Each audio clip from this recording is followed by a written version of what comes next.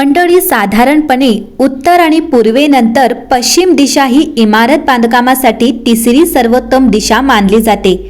तथापि ही एक लोकप्रिय पण चुकीची धारणा आहे की दक्षिण दिशेप्रमाणेच पश्चिम दिशा देखील इतर दिशांच्या तुलनेत घरं बांधण्यासाठी अशुभ आहे, जी प्रत्यक्षात पूर्णपणे चुकीची धारणा आहे. कारण इमारत बांधण्यासाठी कोणतीही दिशा खूप चांगली किंवा खूप वाईट नसते. ते त्या इमारतीचे वास्तू ठरवते की ती इमारत किंवा घर शुभ आहे की अशुभ. उत्तर किंवा पूर्वेकडे तोंड असलेल्या जागेवर वास्तुदोष असलेले घर बांधणे अशुभ ठरेल आणि नकारात्मक परिणाम देईल. त्याचप्रमाणे जर दक्षिण आणि पश्चिमेकडे तोंड असलेले घर वास्तूनुसार असेल तर ते खूप शुभ आणि सकारात्मक परिणाम देईल. परंतु हे देखील लक्षात घेण्यासारखे आहे की उत्तर किंवा पूर्वेकडे तोंड असलेल्या भूखंडावर वास्तू नियमांचे पालन करणारे घर बांधणे सोपे आहे आणि दक्षिण किंवा पश्चिमेकडे तोंड असलेल्या भूखंडावर बांधकाम करताना काही अतिरिक्त काळजी घ्यावी लागते, कारण त्यात त्रुटी येण्याची शक्यता जास्त असते. म्हणूनच वास्तुशास्त्रांच्या नियमानुसार या प्रकारच्या भूखंडावर घरं बांधणे आवश्यक आहे. मंडळी, आज आम्ही या व्हिडिओमध्ये तुम्हाला पश्चिमाभिमुख घराच्या वास्तूबद्दल सविस्तर माहिती देणार आहोत. चला तर मग जाणून घेऊया पश्चिमाभिमुख घराच्या वास्तू कसा असावा. पश्चिमाभिमुख घर म्हणजे ज्याचा मुख्य दरवाजातून बाहेर पडल्यावर तुम्हाला पश्चिम दिशा दिसते. वास्तू कंपासमध्ये पश्चिम दिशा 247.5 अंश ते 292.5 अंश दरम्यान स्थित आहे. ही दिशा नैऋत्य आणि वायव्य यांच्यामध्ये आहे. आता हे लक्षात घेण्यासारखे आहे की पूर्व दिशेचा स्वामी सूर्य आहे, जो प्रकाशाचे प्रतीक आहे, तर पश्चिम दिशेचा स्वामी शनी आहे, जो अंधाराचे प्रतीक आहे. दिवसा सूर्याचे राज्य असते तर रात्री शनीचे राज्य असते. मंडळी, खगोलीय शास्त्राप्रमाणे पाहायला गेलं तर इतर ग्रहांच्या तुलनेत सौर किरणे शनी ग्रहापर्यंत कमी प्रमाणात पोहोचतात आणि शनीच्या कड्या त्याला रहस्यमय रंग देतात. म्हणूनच त्याला रहस्यमय ग्रह असेही म्हणतात. मंडळी, पश्चिम दिशेचा शासक ग्रह शनी आहे, जो रहस्यमय ग्रह आहे, आणि पश्चिमेचा दिग्पाल आहे वरुण, ज्याचा अज्ञात जग आणि खोल महासागरांचा देव म्हणतात. तर आता घराची दिशा शोधण्याचा एक सोपा मार्ग आहे. जर तुम्ही ज्या रस्त्याने घरात प्रवेश करता तो रस्ता घराच्या पश्चिमेला असेल तर तुमच्या घराला पश्चिमाभिमुख म्हणतात. तथापि ही पद्धत तुमच्या घराच्या स्थानाचा अंदाज येते. जर तुम्हाला तुमच्या घराची दिशा अचूकपणे जाणून घ्यायची असेल तर तुम्हाला वास्तू कंपासाची मदत घ्यावी लागेल. आता पश्चिममुखी घराचा मुख्य दरवाजा कुठे ठेवावा? तुम्हाला आधी सांगितल्याप्रमाणे मुख्य दरवाजा बांधणे हे वास्तुशास्त्रातील सर्वात महत्त्वाच्या पैलूंपैकी एक आहे आणि पश्चिम दिशेलाही इतर दिशा इतकेच महत्त्व आहे. वास्तूंमध्ये कोणत्याही एका मुख्य दिशेखाली उत्तर, पूर्व, दक्षिण आणि पश्चिम एकूण 8 स्थानांवर मुख्य दरवाजा बांधला जातो.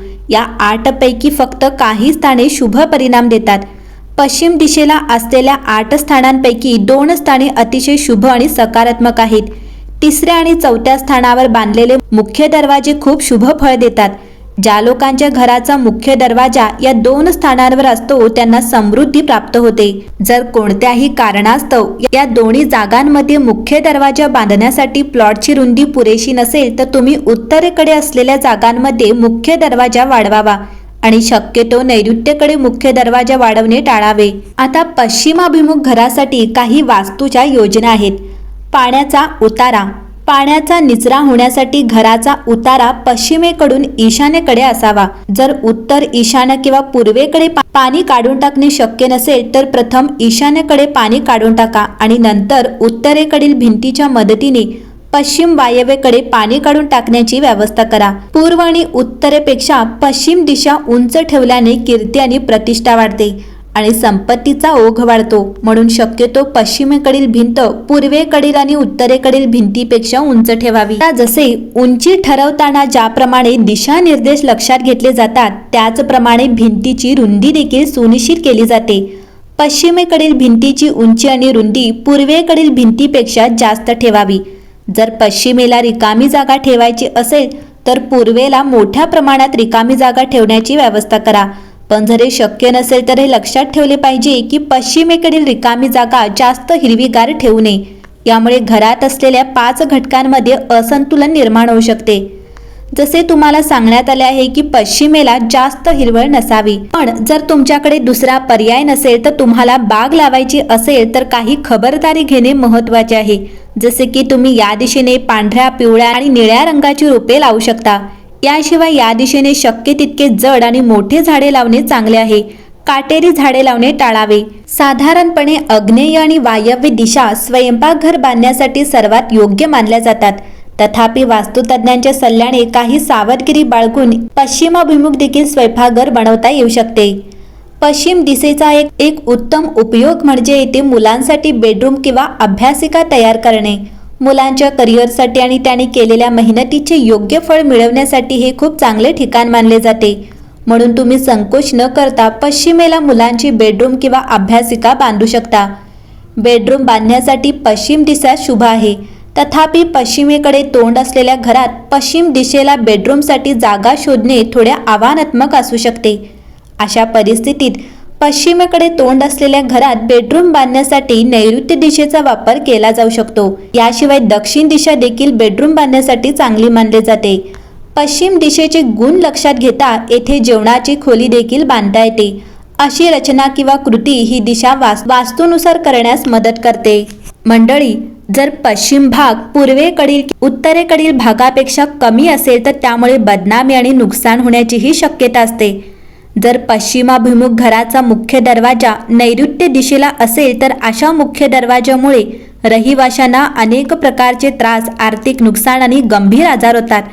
जर घराचा मुख्य दरवाजा वायव्य दिशेला असेल तर त्यामुळे घरातील लोक न्यायालयीन प्रकरणांमध्ये अडकतील आणि आर्थिक नुकसानही होईल.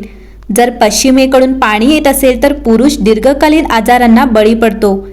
पश्चिमेला कोणत्याही प्रकारचा विस्तार किंवा कट केल्याने आर्थिक नुकसान होईल आणि आरोग्याशी संबंधित समस्या देखील निर्माण होतील. मुख्य प्रवेशद्वारासमोर कोणत्याही प्रकारची बांधकाम, झाड, खांब इत्यादी करू नका. टी पॉइंटवर असलेल्या पश्चिमाभिमुख भूखंड खूप नकारात्मक परिणाम देतो. पश्चिमेकडे तोंड असलेल्या घराचे अनेक फायदे आहेत. विशेषतः काही लोकांसाठी या प्रकारच्या घराची ऊर्जा जीवनात प्रगती करण्यात मोठी भूमिका बजावते. प्रत्येक दिशा विशिष्ट व्यवसायांशी संबंधित आहे. जर एखादी व्यक्ती ज्या दिशेला राहते त्याच दिशेला त्याच व्यवसायाशी संबंधित असेल तर ते त्याच्यासाठी फायदेशीर आहे. जसे की व्यापारी वर्ग, मालमत्ता विक्रेते, धार्मिक नेते आणि शिक्षक.